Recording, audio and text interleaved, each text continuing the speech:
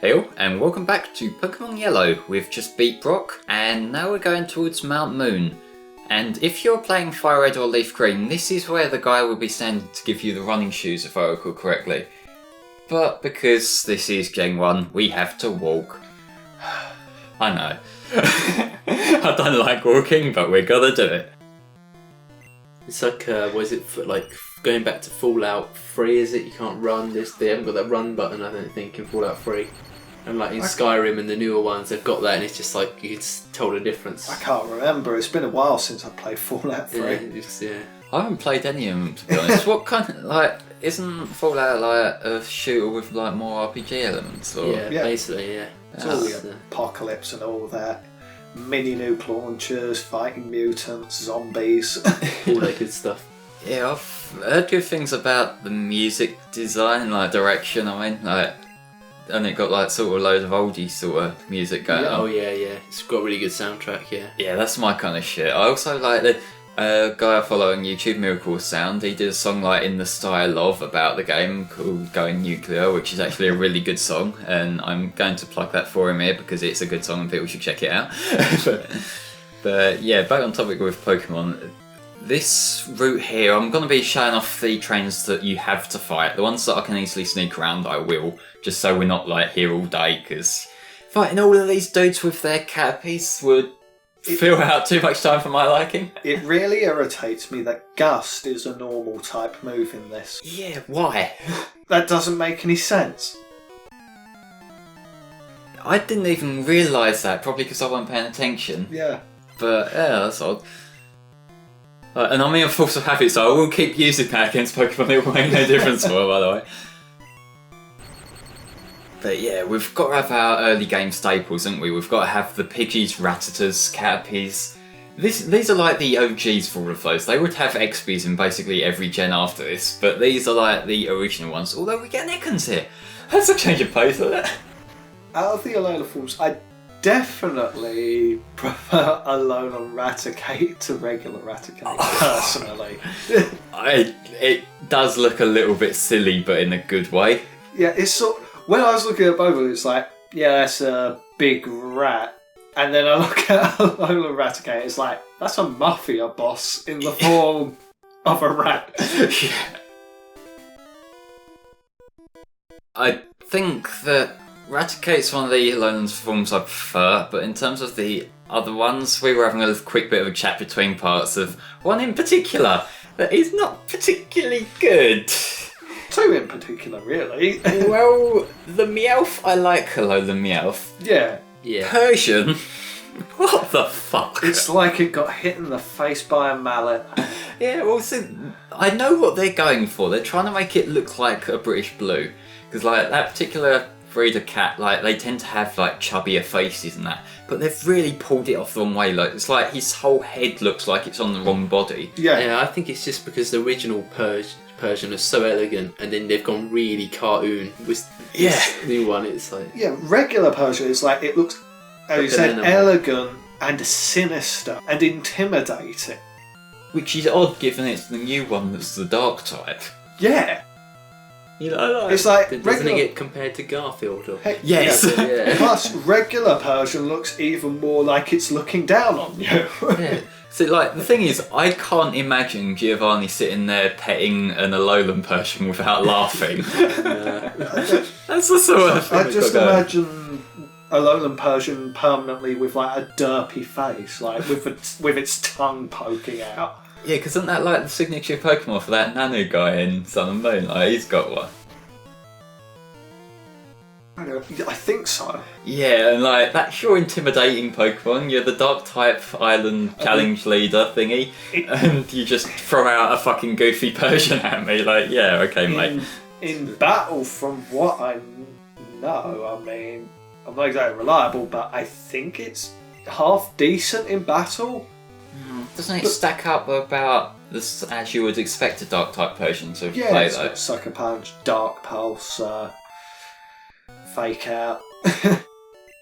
Yeah, so that's the worst one. I think the other one that's an honourable mention for Derpy is Cumlip Grimer. Like, I'm sorry, I cannot unsee that as like a Grimer that's just given head. Like, I'm sorry, I know I'm lowering the tone here, I'm but sorry. First time I saw it, honestly, I just thought it's been eating custard. It's yellow. The fact that you think it's cum is baffling. It's yellow. What? What have you seen that's yellow? it's cartoony though. I don't care. It's not yellow. Ever. That's custard. But the thing that stands out to me about it, other than that, is that it's really annoying to battle against because it's part dark type. So, like, you instinctively see Grimer, you think, I'm going to use a psychic attack. No, it's dark. And so, like, you know, it's still got the poison attribute, but naturally, like, the dark type nullifies psychic entirely. So it's, like, I've got to find new ways. What other types work against it, Stephen, off the top of your head? The only thing that'll work against Alolan Grimer is ground. That's it. Fucking hell. Because poison's weak to psychic and ground. And dark nullifies that. And also poison has quite a few resistances. And dark is weak to bug and fighting. Which are both. And poison is resistant to both of them. So you can only go with ground. Yeah. One thing I do always forget, I have still not learnt mentally in my mental type chart of where fairy fits into everything. I just can't, I can never remember. What is it weak to? It's weak to poison and steel. Yeah, it's strong against dark, is it? Or? Dark, fighting, and dragon. Ah, yeah, it is the dragon type nerf, isn't it? Really? Yeah, it was boring because everybody was using dragon dance and outrage. How is it with ghosts? It's neutral against ghosts. Alright. Pretty sure. Yeah, because I'm kind of thinking that, like, the other benefit of fairy is that it's a bit of a nerf towards, like, dark ghost types, like Sableye, Spiritomb. Yeah. Which was kind of needy because up until Gen 6 they had no weakness at all. And yes, I am buying the Magikarp. Because of course I fucking am. Fantastic. He had no faith in it. I do like the Magikarp salesman in the anime. Like, What's the story behind it? He sells it to Brock, is it? No, he sells it to James multiple times. Yeah, keeps ripping him off somehow. He even rips him off with like an evolution machine in Diamond and Pearl. Say that it can force any Pokemon to evolve. And that so many scientists were laid off after they ran out of money. And that this is one of the very few left of its kind. What I thought was funny was when he sold James that Magikarp disguised as a Feebas. That was great. Isn't it that in one of the episodes, Ash, they're all on a raft. And Ash has the Magikarp on the raft. He just sort of kicks it into the water. And then it evolves into a Gyarados. I think that might have been, you know, where after the St. Anna sunk and they were like on the fallout from that. Probably. I vaguely remember. Yeah, I think it was James who kicked it off out of frustration. Yeah, he kicked it off out of frustration and then that comes up and then a bunch of other Gyarados come up and they just swirl around and create a whirlpool. The early anime did have some moments. Like, on the whole, it's a bad anime, but it did have some moments. I was just so glad that in X and Y they managed to get great battles, especially after the mess the Black and White anime was. Black and White was a fucking disaster. All of the battles in that felt half-arsed, and the majority of the time it was reused animation. What I remember most of all is Black and White seemed like it had no focus. Yeah. Like, granted, some of that was from the whole Rocket vs. Plasma thing getting postponed and then cancelled and all that, which, like, yeah, I imagine they did have a lot of stock in that, and to have to take that out kind of threw them off. But it seemed like they, for most of Black and White, they had no idea what they were doing with Team Rocket. And the thing is that Team Rocket, for all people can say about them as being, like, lazy, reusable characters and shit, they made a lot of episodes, didn't they? Like, even if they had nothing of actual substance, they would bring some, like... comedy. Yeah, they'd bring some comic relief moments to otherwise basic filler episodes.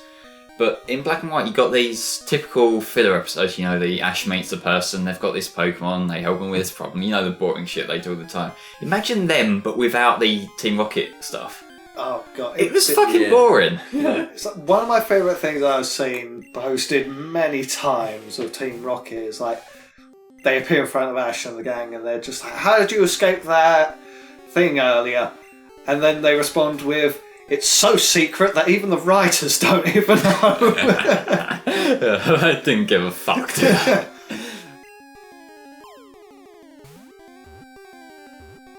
But yeah, while we were in Mount Moon, do you remember the Mount Moon episode from the anime? Barely. It's been so many years since watching the old Pokemon. Yeah, I remember most of my exposure to the early anime was renting the VHS tapes from Blockbuster a couple at a time and just watching them over and over, just because I was one of those kind of children. But yeah, I remember the Mount Moon episode, like, they had the Clefairy, didn't they, and like that huge moonstone. I don't know why the moonstone was as huge as it just was. And none of them were evolving.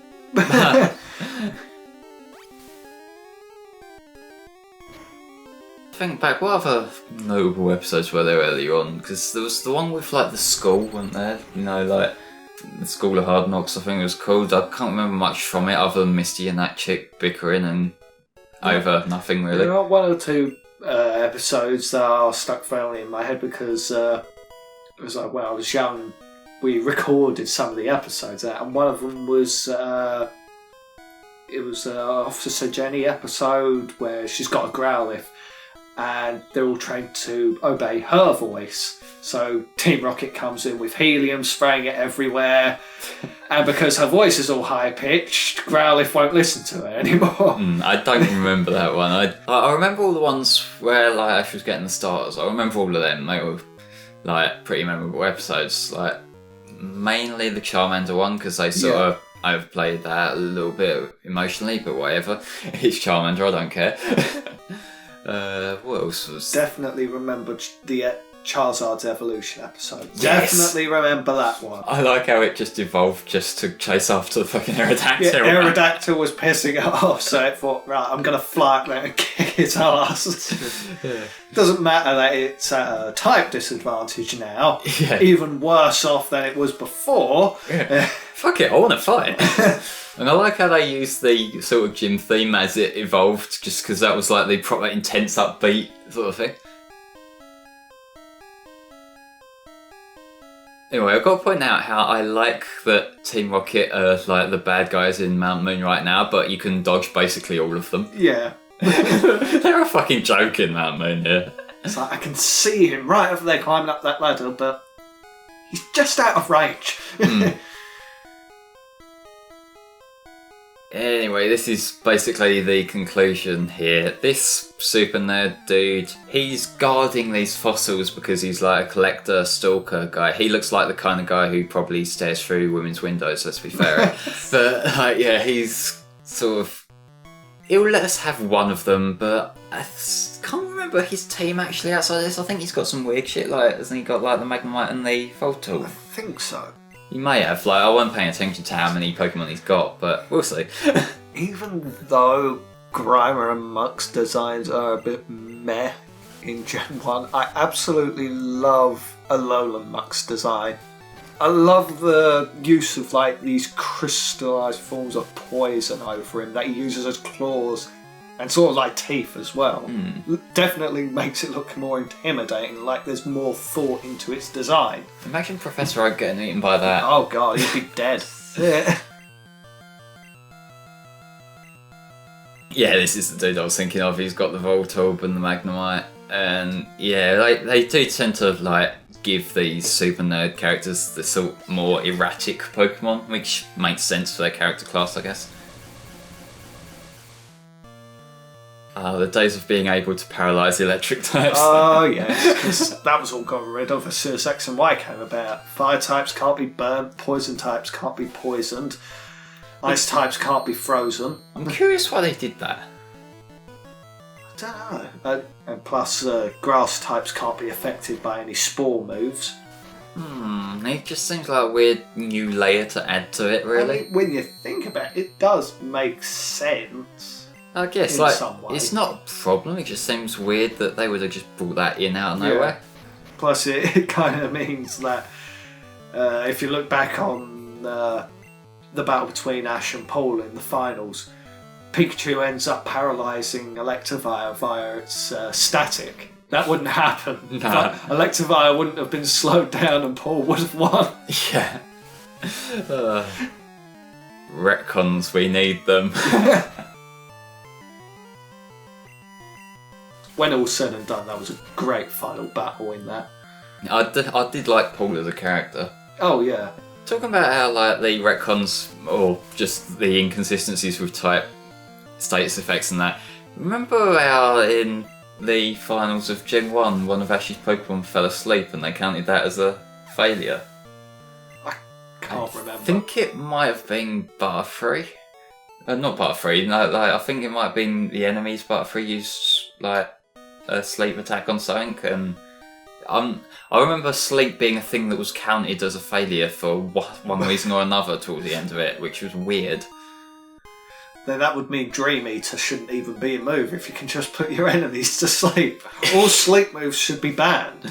Yeah, it's like the writers were making shit up as they went along, which, you know, it's very obvious in the early series.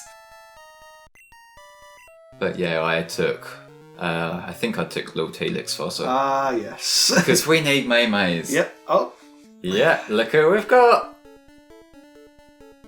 it's a shame Meowth isn't there as well. Yeah, Meowth's on the Pokemon they fight Yeah. with, which I suppose that's just their little way of working it in, because, like, you know, just early technology, having 3 characters walking around, it would have made the screen a bit of a mess, but whatevs. I do like that they have the Ekans and Coffin from the anime, though. Yeah, Chris, how much of the early anime did you watch, mate? Well, I watched mainly the Gen 3 anime, or if you can call it that, you know, the Advanced one. generation. Yeah, I watched a lot of that, and obviously the second and third. I watched most of the main episodes, really. Not all of it. Nah.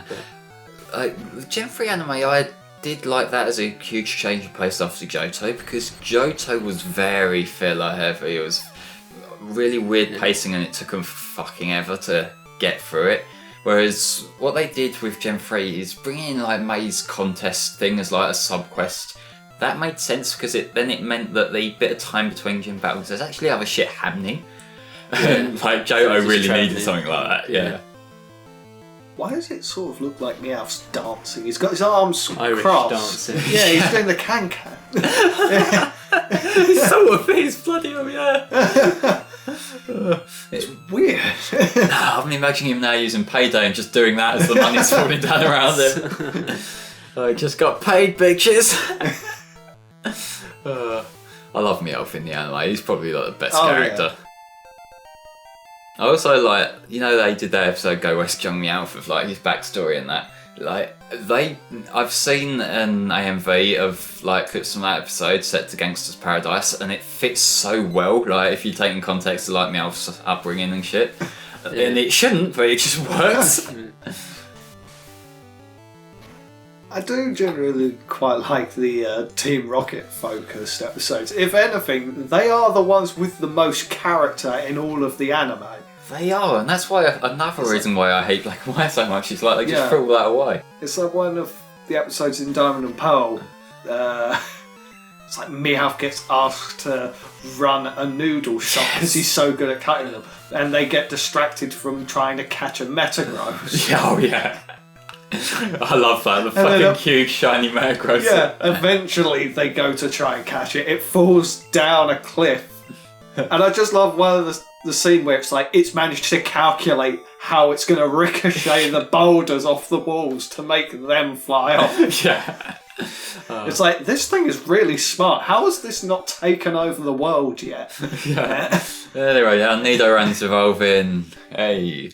I like Nidorina as a sort of middle stage. It's still not quite, you know, it still sort of has that awkward middle stage element to it, but it's still a cool design in its own right, I think. So the other day I saw a comparison of the modern art of Nidoqueen with the original art of Nidoqueen.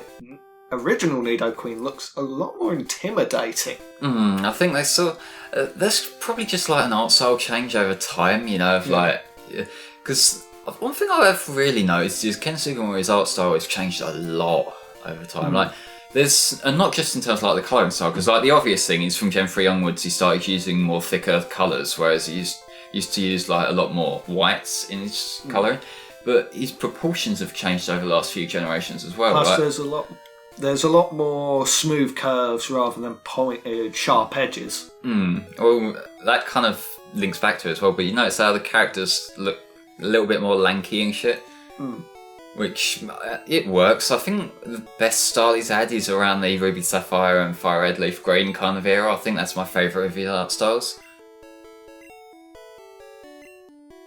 But yeah, we're in Cerulean City now, and Cerulean City, I remember that sort of from the anime. That was like where Misty's sisters are based in their gym. Like, Misty's the gym leader in the game, obviously, but they took their creative liberties.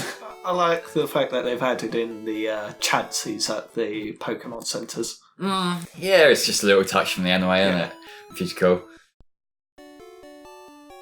It's the fact that they've actually got their own sprite, just like Pikachu. Whereas, if you've caught a Chansey, you'll probably have one of those many sprites. Yeah. Does any other characters show up, like Officer Jenny or anything like that from the anime, or is it mainly Team Rocket? Or Officer Jenny does later. We'll see her in a couple of parts' time, I think. But yeah, there's not while it is linked to the anime, it's not. Yeah. They're more like subtle nods. Well, I wouldn't really say subtle, but it's more like a loose interpretation, Like, it's not exactly blow by blow, but it sort of has little nods to it. It's like, oh yeah, this happened in the anime. But anyway, on with the game. Yeah. It is essentially like Red and Blue, but with a little bit of a flavour, which I appreciate what they're doing there, because I think having too much of a focus on the anime would have overwhelmed it.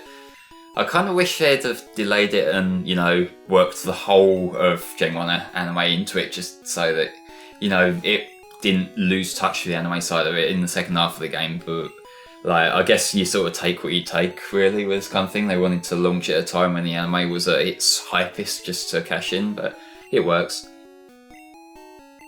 Here's all the different badges you can get, by the way. This guy, he just talks you through stuff, and I thought I'd leave this in, because why not? Well, it's telling you all this TM. Well, yeah, they've gone now, haven't they? The HMs, isn't it? The HMs have, yes. Sun and Moon. Yeah, they've replaced them with the ride Pokemon in Sun and Moon, which is like, you basically got a walkie-talkie and you can call in these Pokemon like cab service. And they just suddenly teleport to you. Yeah, somehow. You're in the middle of a cave and suddenly you decide you want tourists to come right. Yeah, sure. Yeah, you don't even use the bike anymore. Just get tourists out. Yeah. Is there even a bike in the game? No. I didn't even think of that because Taurus is there. I never thought, where's the bike? It's like called Taurus, Stoutland, Machamp, Sharpedo, Lapras. Sharpedo's good, isn't he? Just smashing boulders with it. It's like Lapras you can fish on top of, but it's slow, and then Sharpedo's just really fast and can smash through boulders. The Machamp animation is hilarious. So he just picks you up and runs with you on his arms. Yeah, he just sort of scoops you up and carrying you around, but then he's got the two other arms ready to push anything that's in his way. Yeah. And then there's also the replacement for Fly, which is Charizard. Yeah, I like riding on the back of the Charizard. That's cool. It was a missed opportunity to use the Soar mechanic from Omega Ruby. Yeah, a little bit. Like, they could have done that, but then really you'd still just be floating over a bunch of islands rather than having the whole region, It's true, but I just really loved that in Omega Ruby and Alpha Sapphire. Just Lapras, not Lapras, the legendary Pokemon, you can, Latias, is it, you can use the Soar mechanic on? Yeah, in Omega Ruby and Alpha Sapphire. It's just Latias and Latios. And I just love that, the soaring above Hoenn, just flying everywhere. Hoenn is a cool region to look at, yeah, let's be fair. It's like you got flocks of birds flying towards you. You've got spatial rifts just opening up where you can fight the Palkia. Because why not? Because everything decided to come to Hoenn that time of the year. Yeah. Including Reshiram, Zekrom, Tornadus, Thunderous. Whoa, bear in mind that Omega Ruby and Alpha Sapphire are from the other universe. Yeah. That is one thing that I will, nerd over this so much because I love that there is a Pokemon multiverse canonically. Yeah. That is just fucking great. It makes sense. It kind of links back, this is going to the Delta episode a little bit, but I like that there's this whole idea of, do you save this universe but potentially in danger of one? It's kind of like the sort of Schrodinger's rapture.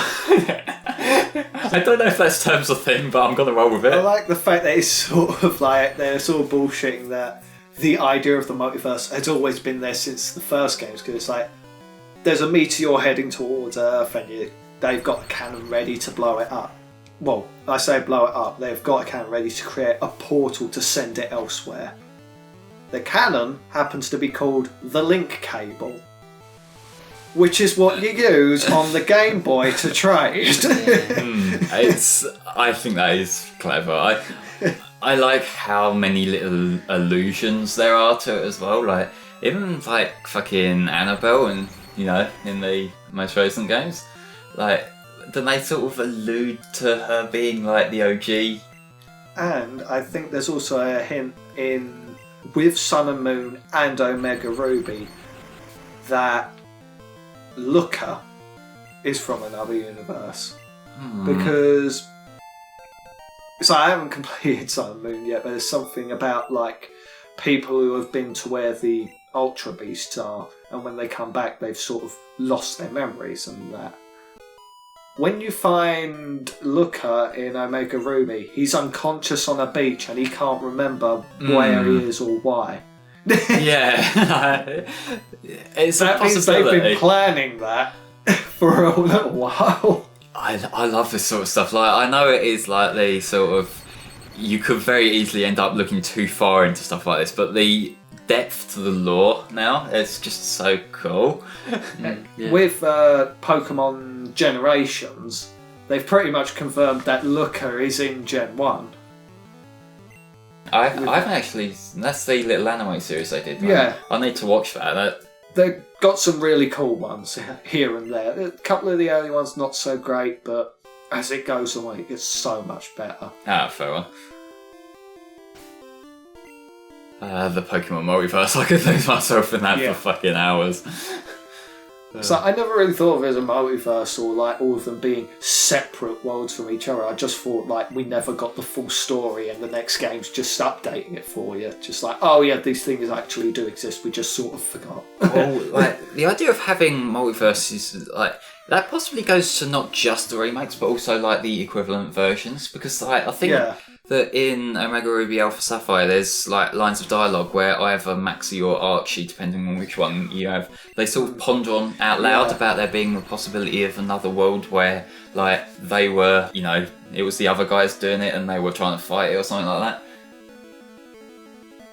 Makes you wonder that if the game versions are separate universes, how do some of them know what a Vulpix is, or even have a Vulpix, if they're version exclusives? Well, that's the interesting thing, because Sun and Moon have that thing where you can sort of warp over to the other thing, but the version exclusives still don't show up. Yeah. Which, that's kind of a missed opportunity, I think. I know why they didn't, because they still want to keep the you have to trade thing, but no, that would have been cool to let you sort of do that. But anyway, because I know Misty is boring and that's why we've been talking about the Pokemon multiverse, but yeah, her team is the Staryu and Starmie that she has early on in the anime. This one, I think, it's a bit of a reliever boss after having the fight against Brock with his ground and rock types. Here, you've got the type advantage. Grinder, I think, comes a few levels down. I can't remember what level Starmie is because it hides it for some reason. But the Starmie can dick you over sometimes. I can't remember its actual moveset. It's got Recover, Yeah, that's what was giving me the grief. But it is now RIP. Poor Starmie. It's like one of the many brilliant evolutions. Just glue a Staryu to another Staryu. Well, it's at least a bit more creative than like Magneton or something like that. Magnezone is best, by the way. Yeah. I love Turns Magnezone. into a UFO. Yeah. I mean, Magneton makes more sense than Dugtrio, at least. I mean, how is Dugtrio even an evolution? Dugtrio is stupid, but I like Glamrock Dugtrio. I don't like Alolan Dugtrio. I hate it. What? How?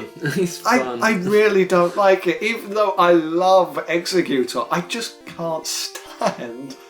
But trust me, like, Dugtrio, Glamrock Dugtrio wants nothing but a good time. I mean, the only good thing about it is that because of its hair, it gets a good ability.